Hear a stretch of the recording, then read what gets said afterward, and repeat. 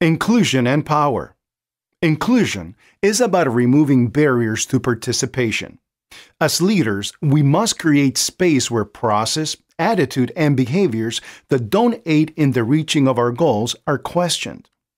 Physical barriers to participation like how, where, and what time we meet need to be taken into account, especially for those with special needs or transportation issues. Inclusion is not about lowering the bar. It is about asking the purpose of the bar and augmenting that bar if it in fact helps us reach our predetermined outcome. Power is the ability to do work or get things done. What privileges and power do you have? Power comes into play at the workplace. The dynamic of an employee speaking to a supervisor is very different than a supervisor speaking to an employee.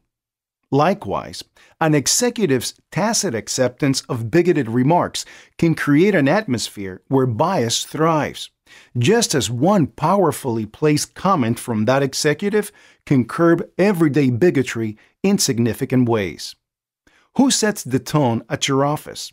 And what leverage do you have with that person? If you lack leverage, who has it? And might that person be an ally? Have you ever thought about why organizations use the typical interviewing process? If interviewing is a skill, could someone develop the skill of interviewing and not be good at the job? Tom Cruise is not a fighter pilot, international spy, or military attorney. He has developed the skill to act as if he were. This is just one example of why it is important to know why we do what we do so we don't miss the opportunities to include voices, ideas, or ways of being that could make our organization more effective.